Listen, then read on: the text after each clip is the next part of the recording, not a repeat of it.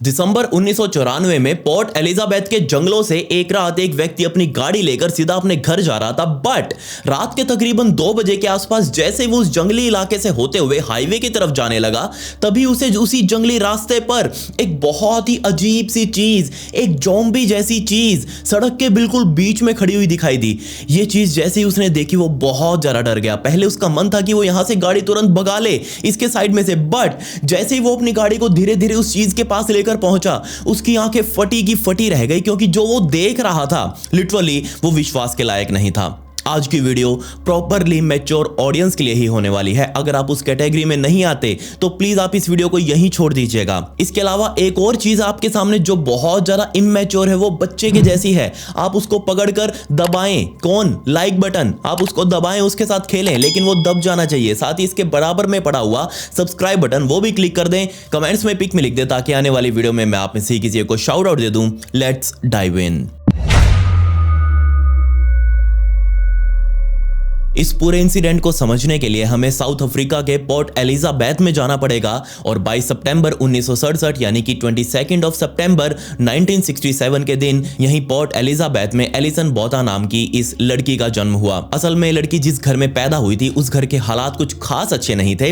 इसके अलावा इसके माता पिता की भी आपस में नहीं बन रही थी और जैसे ही लड़की एलिसन पैदा हुई उसी के बाद से इन लड़की के माँ बाप के अंदर दोनों के बीच में बहुत ज्यादा खटपट रहने लगी। और एलिसन के पैदा होने के कुछ ही दिनों बाद एलिसन के दोनों माता पिता आपस में अलग हो गए और एलिसन की मां के पास ही दोनों बच्चों की कस्टडी आई। मतलब कि एलिसन और एलिसन का बड़ा भाई जो कि उससे 18 महीने बड़ा था, ये दोनों बच्चे अब एलिसन की मां के साथ शिफ्ट हो चुके थे। अब एलिसन की मां ने जैसे तैसे करके दोनों बच्चों को पढ़ाया लिखाया, एक अच्छी जिंदगी देने की उनको कोशिश करी और एक अच्छी जिंदगी देने के सफर में वो मां बहुत अच्छे से सक्सेसफुल भी हो चुकी थी। दोनों बच्चे अब धीरे धीरे बड़े होने लगे, अच्छे स्कूल में वो जा रहे थे।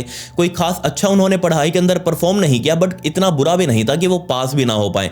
हर क्लास में दोनों बच्चे पास होते गए और धीरे धीरे अब जिंदगी ऐसे ही निकलती जा रही थी। अब जिस शहर के अंदर एलिसन बोथा और उसका परिवार रह रहा था, उस शहर के बारे में आपको थोड़ा सा पता होना चाहिए। आज के टाइम पर तकरीबन 9 लाख लोगों के आसपास लोग इस शहर के अंदर रहते हैं, अपनी जिंदगी बिताते हैं और साथ ही साउथ अफ्रीका की सबसे सेफ शहर का दर्जा इसी शहर को दिया गया है, पोर्ट एलिजाबेथ को। बट सन 2019 तक आते आते इसका नाम बदलकर पोर्ट एलिजाबेथ से गब्रेहा रख दिया गया। अब मुझे सही से इसको प्रोनाउंस करना नहीं आ रहा, सो आप इसको गूगल करके भी देख सकते हैं। दिन आ चुका था 18 दिसंबर 1994 यानी कि 18 दिसंबर 1994 का। अब तक एलिसन की उम्र भी तकरीबन 27 सालों की हो चुकी थी और अभी तक एलिसन की सारी स्टडीज भी पूरी हो चुकी थी और वो एक इंश्योरेंस ब्रोकर का काम भी करने लगी थी। अच्छा खासा पैसा भी वो कमा रही थी। 18 दिसंबर के दिन संडे था, तो संडे को उठते ही सुबह सुबह एलिसन ने अपने सभी दोस्तों को वहां लैंडलाइन से फोन कर दिया कि आज क्यों ना हम कहीं बाहर घूमने चलें। और सभी दोस्तों ने प्लान भी बना लिया कि चलो हाँ सारे बीच पर चलेंगे, वहीं अपना पूरा दिन टाइम स्पेंड करेंगे।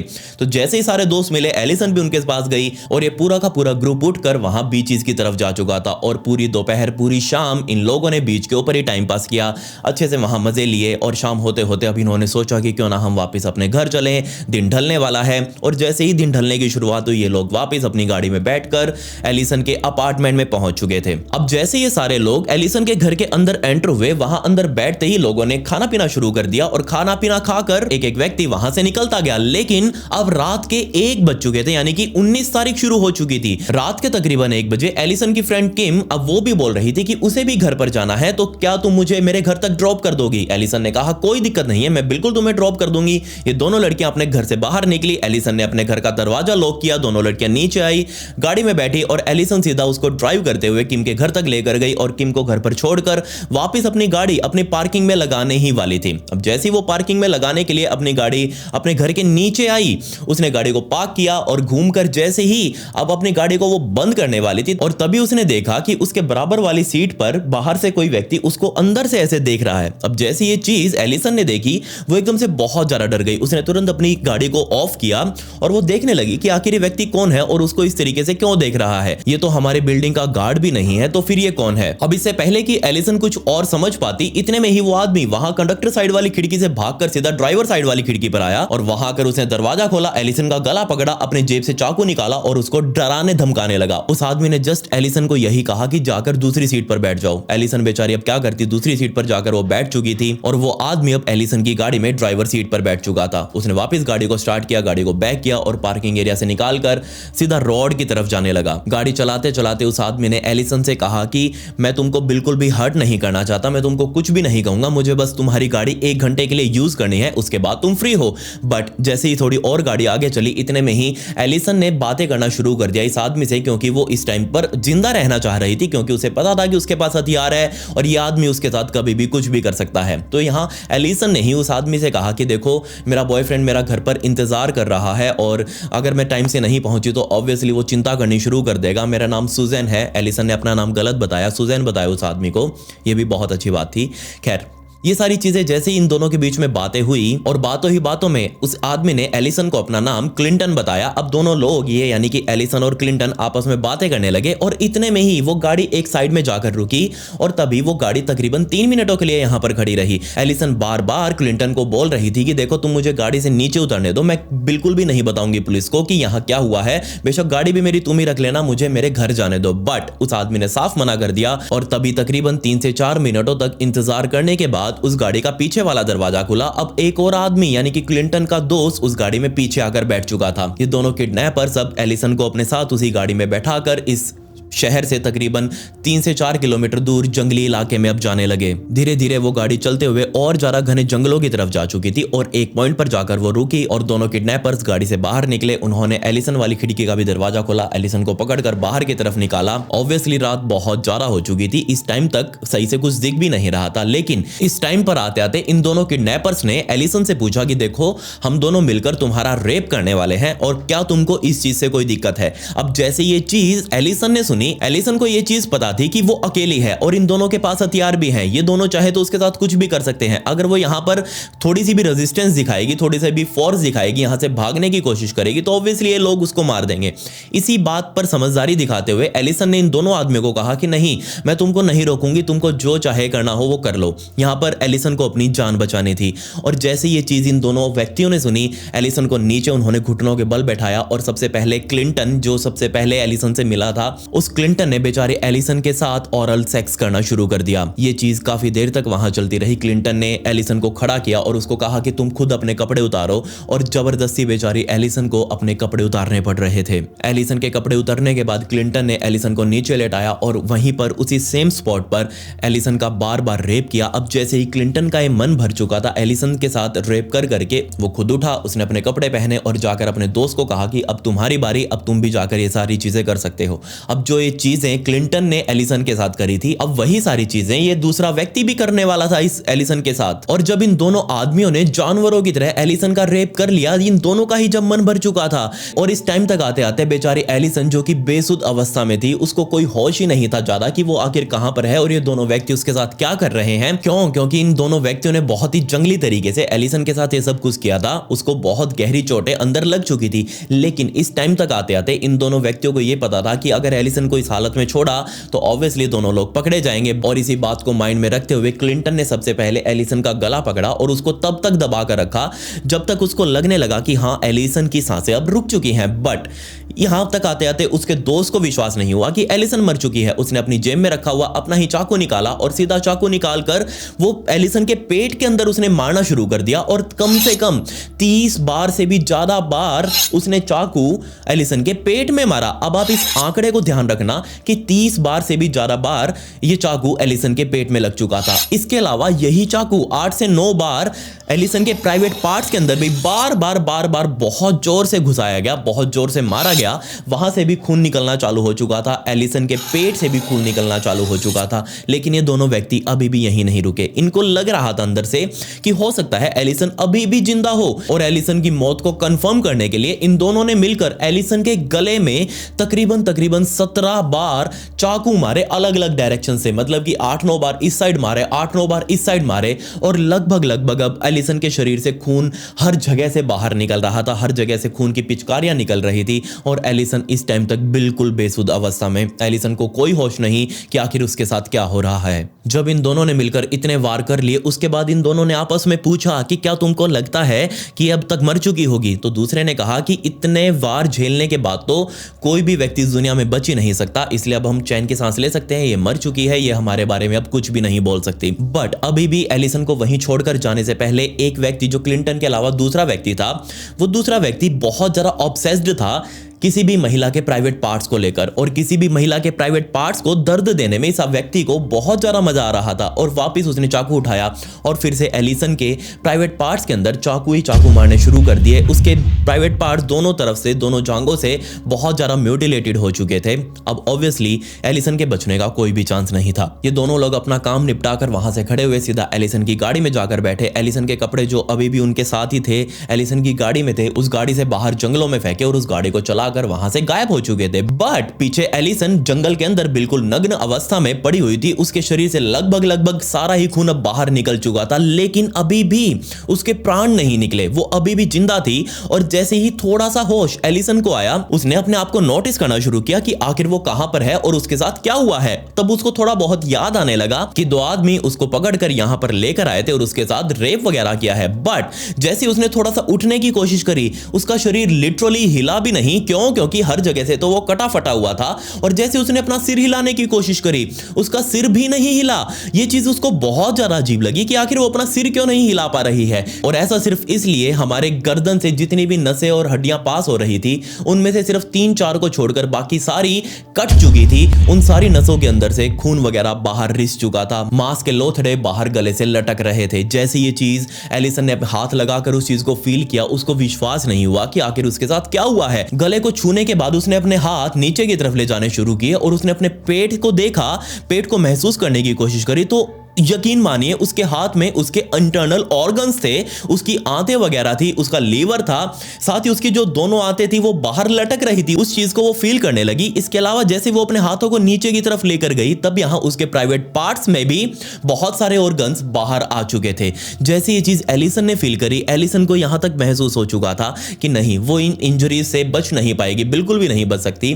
इसलिए उसने अपनी उंगली को साइड में ही पड़ी मिट्टी के अंदर चलाना शुरू कर दिया। दरअसल यहां एलिसन इस मिट्टी के अंदर अपने दोनों ही कल्प्रिट्स, दोनों ही आरोपियों के नाम लिखने वाली थी, क्योंकि उसे लग रहा था कि वो नहीं बचेगी। अगर नहीं बची तो कभी ना कभी तो उसकी लाश पुलिस वालों को मिलेगी। तो अगर उसने दोनों आरोपियों के नाम यहां मिट्टी पर लिख दे तो पुलिस जरूर उनको पकड़ लेगी। यहां दोनों आरोपियों के नाम थे फ्रांस और थियनस। जी हां, यही दोनों वो दोस्त थे जिन्होंने मिलकर एलिसन के साथ ये सब कुछ किया और उसको वहीं पर उसी हालत में छोड़कर भाग चुके थे। अब जिन वर्ड्स के अंदर मैंने आपको एलिसन की हालात बताए हैं, उससे आप थोड़ा बहुत तो अंदाजा लगा सकते हैं कि एलिसन की हालत कैसी थी। बट एलिसन के साथ जो असल में हो रहा था, उसने जो अपनी हालत फील करी होगी, उसका अंदाजा तो कोई भी नहीं लगा सकता, सिर्फ एलिसन ही फील कर सकती है उस चीज को। खैर, जैसे ही थोड़ी देर और बीते, एलिसन की मौत अभी भी नहीं हुई। एलिसन लिटरली नीचे पड़ी अपनी मौत का इंतजार कर रही है। बट तकरीबन 20 से 25 मिनटों बाद उसके अंदर ऐसी विल पावर आई, उसने सोचा, उसने माइंड लगाना शुरू किया कि जिस रोड से वो आई थी, अगर वो किसी तरीके से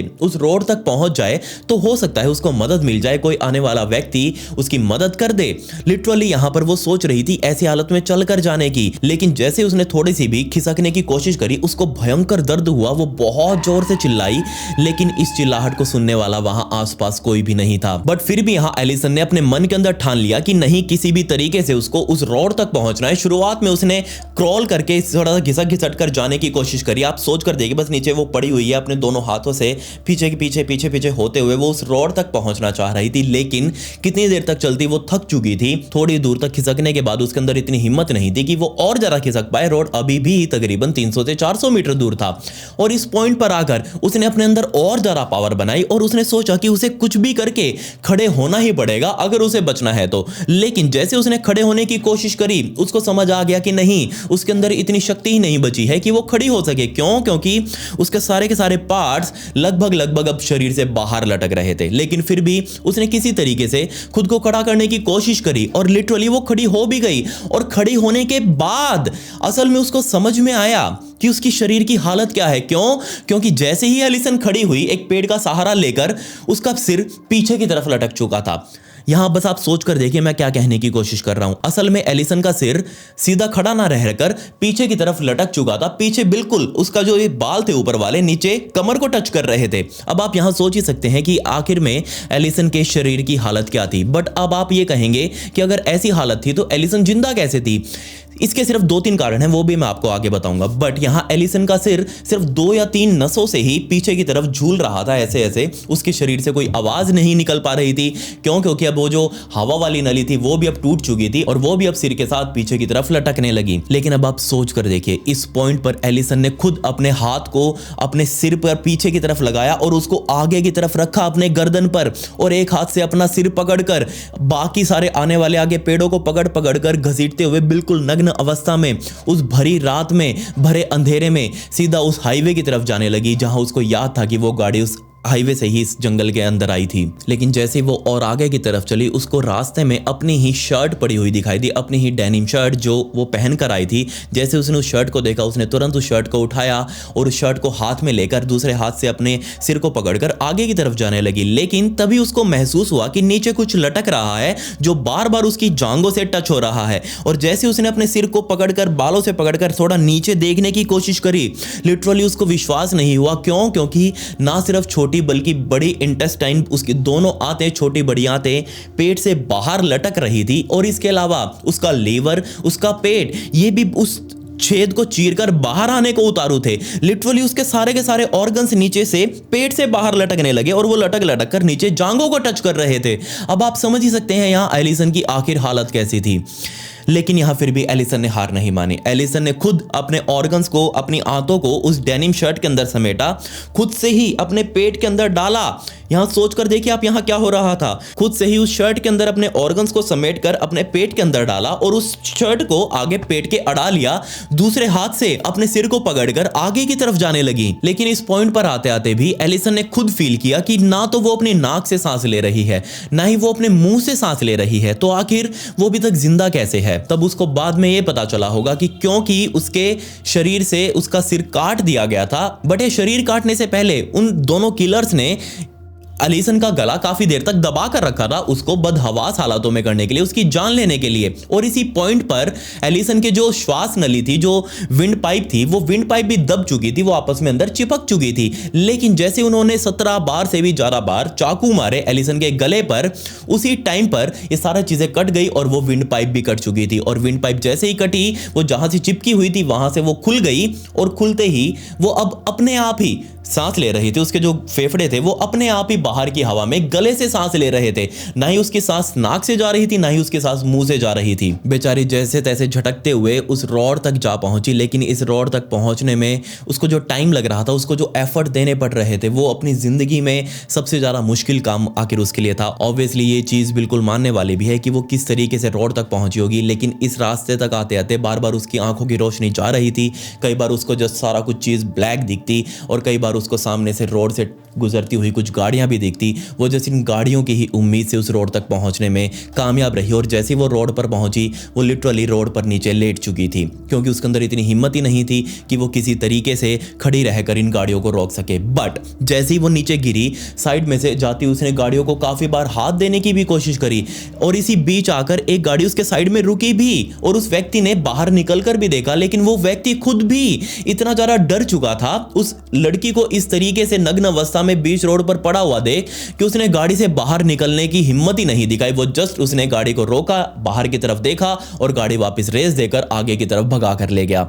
अब यहां उस आदमी की भी गलती नहीं है। अब आप कहेंगे कि उस आदमी को यहां मदद करनी चाहिए थी, लेकिन नहीं, यहां उस आदमी की भी गलती नहीं है। ये दुनिया इतनी ज्यादा गंदी है कि इस तरीके के ट्रैप्स आजकल बहुत ज्यादा देखने को मिलते हैं कि कोई भी लड़की या फिर कोई भी व्यक्ति, कोई भी बच्चा बीच रोड में आपको ऐसे गिरा हुआ दिखाई देगा, नकली खून अपने शरीर पर लगाकर आपसे मदद मांगता हुआ दिखाई देगा, और जैसे आप अपनी गाड़ी रोककर उस व्यक्ति की मदद करने के लिए पहुंचेंगे, तभी उसका गैंग जो आसपास छुपा होगा वो तुरंत निकल कर आएगा और आपके साथ आपकी गाड़ी को भी लूट लेगा। और ऐसा ही कुछ उस व्यक्ति को भी वहां लगा होगा, और वो व्यक्ति सीधा अपनी गाड़ी भगाकर आगे की तरफ ले गया। रात के तकरीबन 3 बजे के आसपास का टाइम हो चुका था, और अभी तक बेचारी एलिसन को इस रोड पर पड़े हुए तकरीबन 45 मिनटों से भी ऊपर का टाइम हो चुका था। 45 मिनटों से वो आने जाने वाली गाड़ियों को रोकने की कोशिश कर रही थी, बट किसी ने भी उसके लिए गाड़ी नहीं रोकी। लेकिन इसके बाद ही एलिसन ने खुद के लिए बहुत ज्यादा हिम्मत जुटाई आई और उसी हालत में उसने वापस खुद को खड़ा किया, वापस अपना सिर पकड़ा, अपने पेट पर लगा हुआ वही अपनी शर्ट को पकड़ा और उस शर्ट को पकड़कर वो फिर से रास्ते में बीच में खड़ी हो चुकी थी। और जैसे ही वो खड़ी हुई उसने सामने से आने वाली एक गाड़ी की तरफ अपनी कोहनी हिलानी शुरू करी और जैसे ही कोहनी हिलानी शुरू करी, सामने जो ड्राइवर मौजूद था उस गाड़ी में, उस गाड़ी वाले ड्राइवर ने देखा कि इस लड़की ऐसे बीच में इस हालत में क्यों खड़ी है, क्या ये कोई ज़ॉम्बी तो नहीं, क्योंकि उसकी हालत बिल्कुल ऐसी ही थी, मुंह से खून टपक रहा था, गले से खून निकल रहा था, सारे पैर पे उसके खून था और बिल्कुल नग्न अवस्था में। ऑब्वियसली यहां पर उस व्यक्ति के मन में ख्याल आया कि ये चीज ज़ॉम्बी ही है और ये चीज उसके लिए बहुत ज्यादा डराने वाली भी हो सकती है। और मन में मदद का ख्याल लिए भी उस गाड़ी के ड्राइवर ने तकरीबन कुछ मीटर पहले ही एलिसन से गाड़ी रोकी और बिल्कुल बीच में ही गाड़ी रोकी उसने रोड के और लाइट्स को ऑन करे रखा उस लड़की को देखने के लिए। तकरीबन 2 मिनटों तक उस ड्राइवर ने उस लड़की को देखा, उसके अच्छे से जायजा लिया कि क्या लड़की सही में मदद के लिए यहां पर खड़ी है या फिर कुछ और ही बात है। और जब सच में इस व्यक्ति को लगा कि इस लड़की को मदद चाहिए है, तब वो अपनी गाड़ी से उतरा और तुरंत जाकर उस लड़की के पास गया और उसे पूछने लगा कि हाँ भाई क्या हुआ है, तुम्हारा ये हाल किसने किया। इस मदद करने वाले व्यक्ति का नाम टियान अलर्ट था और इसी ने सबसे पहले जाकर एलिसन को संभाला था। गाड़ी में उस टाइम पर टियान अकेला नहीं था, उसके और भी दोस्त उसके साथ ही बैठे हुए थे गाड़ी में और उन सभी ने कहा था जब टियान को कि जाकर देखो क्या हुआ है, तभी टियान उठ कर गया था। और जैसे उसने जाकर देखा, टियान समझ चुका था कि इस लड़की के साथ बहुत भयंकर हुआ है। उसने सबसे पहले उसके सिर को संभाला और उसके गर्दन से जोड़ कर रखा। अब क्योंकि टियान खुद भी एक मेडिकल स्टूडेंट था, उसको पता था यहाँ पर कि आखिर एलिसन की कंडीशन कैसी है। उसने बजाय एलिसन से कुछ पूछने के एलिसन को सबसे पहले अपनी गाड़ी में से एक कपड़ा मंगाया और उस कपड़े के अंदर ढका और उसके बाद ही एलिसन को टियान के दोस्तों ने उठाकर गाड़ी के अंदर रखा और सीधा इस गाड़ी को शहर की तरफ भगाया एलिसन को किसी हॉस्पिटल पहुंचाने के लिए। लेकिन ये बात है सन 1994 की। उस टाइम पर किसी के पास मोबाइल फोन होना एक बहुत ही बड़ी बात हुआ करती थी और लकीली ये जो लोग बैठे हुए थे गाड़ी के अंदर, इनके पास एक मोबाइल फोन था और इन्होंने तुरंत ही इमरजेंसी नंबर पर फोन भी कर दिया। बट यहाँ इमरजेंसी वाले इतनी रात को धीमी आंच का नशा फूंक कर सेट हो चुके थे, उन्होंने फोन ही नहीं उठाया और जब फोन उठाया तो उन्होंने कहा कि आप रुकिए, आराम से रुकिए, आप वेट करिए, हम अभी आ रहे हैं थोड़ी देर में। और वो थोड़ी देर उनकी तकरीबन 3.5 घंटे बाद हुई। और जब ये इमरजेंसी सर्विसेज आने वाली थी उस टाइम पर, यानी कि पूरे के पूरे 3-3.5 घंटों के अंतराल में टियान ने ही एलिसन का ख्याल रखा। अब जैसे ही वो उसको गाड़ी की पिछली सीट पर लेटाकर उसका चेकअप कर रहा था कि कहीं से खून तो नहीं रिस रहा, बेचारी बेहोश ना हो जाए, कोमा में ना चली जाए,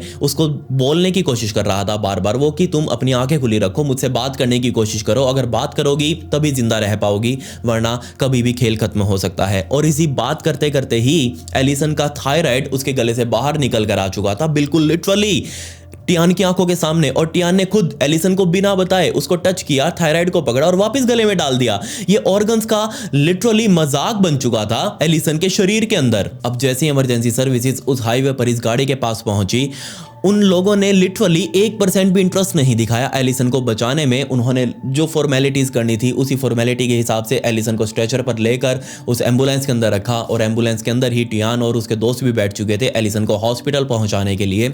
लेकिन अब आप सोचकर देखिए, एम्बुलेंस एक ऐसी चीज है जिसको हर कोई रास्ता देता है, बट वहां पता नहीं क्या बीमारी थी, इस एम्बुलेंस के ड्राइवर को ना तो एम्बुलेंस चलानी आ रही थी और कहीं भी जाम में फंस जा रहा है, ना तो वो सायरन बजा रहा है, कोई भी एफर्ट ही नहीं दिखा रहा तेज चलाने का और इसको जल्दी से जल्दी हॉस्पिटल पहुंचाने का। क्या आप इस बात पर विश्वास करेंगे कि शहर के अंदर ही रहते हुए ये एम्बुलेंस तकरीबन 1.25 घंटे बाद एलिसन को लेकर हॉस्पिटल पहुंची थी। अब यहीं से बहुत ही ज्यादा भयंकर खेल शुरू होने वाला था, क्योंकि अब ये एम्बुलेंस सीधा हॉस्पिटल पहुंच चुकी थी।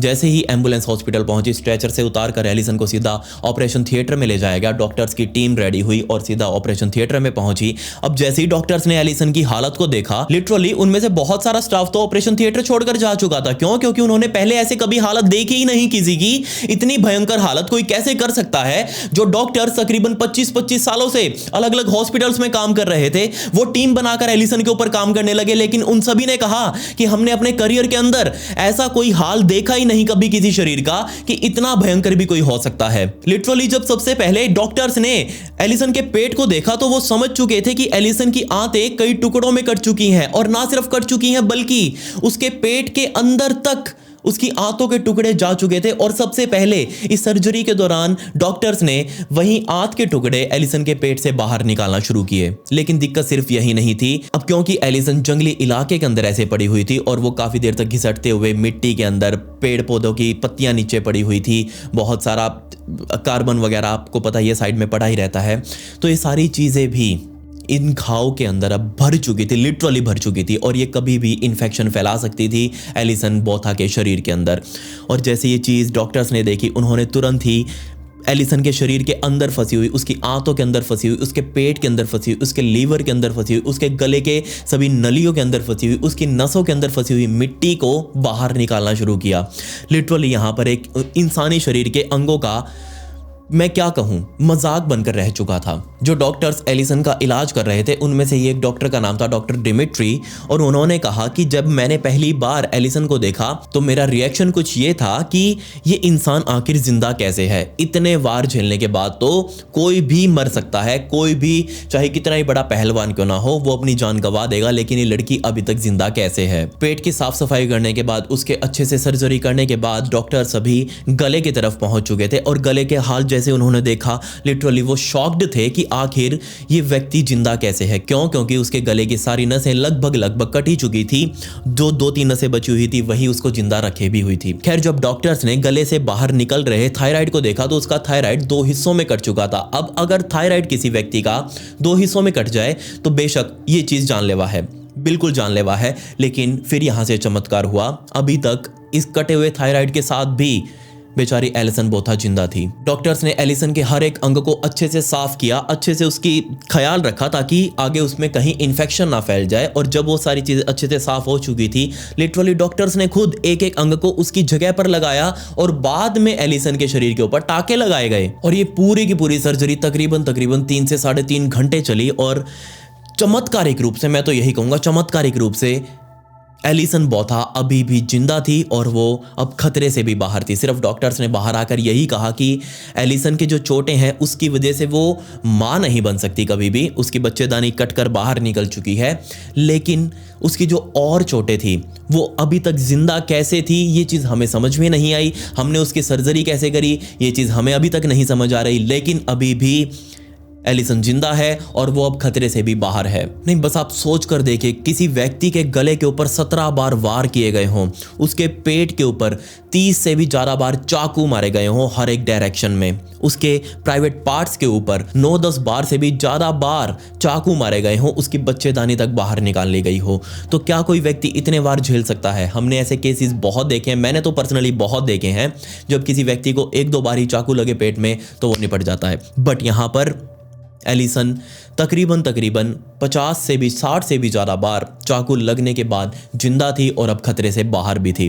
चमत्कार नहीं तो और ये क्या था। इस सर्जरी के पूरे होने के बाद, एलिसन के होश में आने के बाद पुलिस वालों को यहाँ पर बुलाया गया, और पुलिस वालों को लिटरली एलिसन ने खुद से बताया, उसको सारी चीज़ें, मोस्टली चीज़ें याद थी अपनी, कि आखिर उसके साथ क्या हुआ और कौन वो व्यक्ति थे जिसने उसके साथ ये सब कुछ किया। एलिसन ने प्रॉपर डिटेल के अंदर पुलिस वालों को सब कुछ बताया, और पुलिस वालों ने जब उसकी बातें सुनी, लिटरली पुलिस वाले भी हैरान कि आखिर ये लड़की क्या बोल रही है, और जो बोल रही है क्या वो सच में सच है भी या नहीं, क्योंकि इतना भयंकर वार तो कोई भी नहीं झेल सकता। खैर, जैसे ही एलिसन ने बताया कि उसका रेप किया है, 2 लड़कों ने किया है, 2 आदमी थे, और उसमें से एक ने अपना नाम क्लिंटन बताया, लेकिन बाद में जब वो आपस में रेप कर रहे थे तब वो आपस में जब बात कर रहे थे तब मैंने उनका नाम सुना था, एक का नाम फ्रांस और दूसरे का नाम थियनिस था। और जैसे ये चीज़ पुलिस वालों ने सुनी, पुलिस वाले सीधा अपने ऑफिस गए, वहाँ से जाकर उन्होंने पुराने हिस्ट्री शीटर्स को उठाना शुरू कर दिया, मतलब उनकी फ़ोटोज़ उठानी शुरू कर दी, और फोटोज़ उठाकर सीधा वो इस एलिसन के पास पहुँचे हॉस्पिटल में, और एक एक फ़ोटो एलिसन को दिखानी शुरू करी कि क्या इनमें से कोई है। और लिटरली दोनों के दोनों जो आरोपी थे उनकी फ़ोटोज़ उसी फोटो वाले गट्ठे के अंदर ही थी, और जैसे ही एलिसन ने उनकी फ़ोटो देखी, एलिसन ने तुरंत बता दिया कि हाँ, यही दोनों हैं जिन्होंने मेरा ये हाल किया है। क्योंकि ये दोनों पहले ही पुराने हिस्ट्री शीटर्स हैं, इन दोनों के ऊपर पहले भी रेप और हत्या के चार्जेस लग चुके हैं। और पुलिस वालों ने जब इन दोनों को उठाया तो लिटरली वो भी हैरान थे, क्योंकि ये दोनों लोग ही जमानत पर बाहर आए हुए थे। पहले भी ये दोनों लोग रेप और हत्या के जुर्म में जेल की सजा काट रहे हैं, और उसी पे ही वो जमानत लेकर बाहर आए हुए थे, और बाहर आते ही इन्होंने फिर से कांड बैठा दिया एक लड़की के साथ, और लिटरली उसको जिंदा मारकर चले गए। उनको तो लग ही रहा था कि यहां एलिसन मर गई होगी, बट एलिसन एक चमत्कार से ही बच चुकी थी। और अब इन दोनों से पूछताछ शुरू की जानी थी। इन दोनों को अलग अलग रूम के अंदर बैठाया गया। पुलिस वाले अब इनसे पूछताछ शुरू कर चुके थे और क्लिंटन जो कि सबसे पहले एलिसन को मिला था, उसकी गाड़ी में आकर बैठा था, एलिसन को वहां से लेकर गया था, उसी ने सबसे पहले पुलिस पूछताछ शुरू करते ही पुलिस वालों को अपनी जेब से एक अंगूठी निकाल कर दी और ये अंगूठी किसी और की नहीं बल्कि एलिसन की ही थी और उसके ऊपर खून भी लगा हुआ था। उसने कहा, बहुत प्यार से कहा पुलिस वालों को कि जनाब मुझे पता है कि वो बच गई, वैसे तो नहीं बचनी चाहिए थी जैसे हम उसका हाल करके आए थे, बट अगर बच गई है तो कोई बात नहीं, ये उसकी अंगूठी है, ये आप उसको दे देना। हम जाते जाते उसकी अंगूठी अपने साथ लेकर आ चुके थे। और उसके बाद सारी पूछताछ शुरू की गई। उन्होंने अपना जुर्म कबूल किया कि हाँ हमने ही एलिसन के साथ ये सब कुछ किया है और उसके लिए जो भी सजा होगी हम भुगतने के लिए तैयार हैं। दोनों ने बहुत ही प्यार से अपना जुर्म भी एक्सेप्ट कर लिया क्योंकि उनको पता था कि पब्लिक गुस्से में है, अगर वो बाहर रहे तो पब्लिक वाले उनको नहीं छोड़ेंगे, जेल के अंदर है, कम से कम जिंदा तो है। पुलिस वाले जल्दी ही इन दोनों को कोर्ट में पेश करने के लिए वहां कोर्ट में लेकर गए और जज साहब ने जब जैसे ही इनकी बातें सुनी और डिटेल सुनी केस की कि आखिर ये केस कैसा था, उनकी भी आंखें फटी की फटी रह गई और इन दोनों को तुरंत ही पहले ही ट्रायल के अंदर लाइफ इम्प्रिजनमेंट सुना दी गई और ये दोनों के दोनों अंतिम सांस तक जेल के अंदर ही अब सड़ने वाले थे। लेकिन अभी हाल ही के अंदर ये खबर भी आई थी कि इन दोनों को पैरोल मिल चुकी है और ये दोनों के दोनों अब जेल से बाहर हैं और वो भी बिना बताए एलिसन को। एलिसन अभी भी जिंदा है और अब एलिसन एक मोटिवेशनल स्पीकर बन चुकी है और वो जगह जगह घूमकर लोगों को बताती है कि आखिर उसके साथ क्या हुआ और वो किस तरीके से उससे बाहर निकली, खुद को बचा कर रखा, ताकि अगर लोगों को किसी चीज को देखकर सीख मिले कि हाँ ये व्यक्ति है जिसने जिंदा रहने के लिए सब कुछ किया, तो ऑब्वियसली मोटिवेशन तो मिलती ही है उससे। एलिसन को बिना बताए उसके दोनों ही आरोपियों को कोर्ट से पैरोल मिल चुकी थी और वो बाहर आ चुके थे 28 सालों बाद। खैर ये पूरा का पूरा इंसिडेंट था एलिसन बोथा के साथ हुए एक बहुत ही भयंकर कांड का और आज भी साउथ अफ्रीका के लोग इस पूरे के पूरे कांड को नॉर्डहुक रिपर रेपिस्ट के नाम से जानते हैं। अगर आप गूगल पर भी लिखेंगे तो आपको इसके बारे में और भी बहुत सारी जानकारी मिल जाएगी अगर आप चाहते हैं। खैर अगर आपको इससे रिलेटेड और बैक स्टोरीज, फुटेज वगैरह और फोटोज चाहिए तो मेरी इंस्टाग्राम आईडी ये है, इसका लिंक आपको डिस्क्रिप्शन में भी मिल जाएगा। आप वहां जाकर उसको फॉलो कर लीजिए, वहां पर ब्रॉडकास्ट चैनल है, आप उसको ज्वाइन कर लीजिए। उसी ब्रॉडकास्ट चैनल में मैं अपलोड करूंगा तो आपके हाथ से फॉलो बटन भी जरूर क्लिक हो जाना चाहिए। खैर पिछली वीडियो का शाउट आउट श्रेयसी को and comment pick me to get a shout out in next video. मिलते हैं अगली वीडियो में। ये वीडियो देखने के लिए धन्यवाद।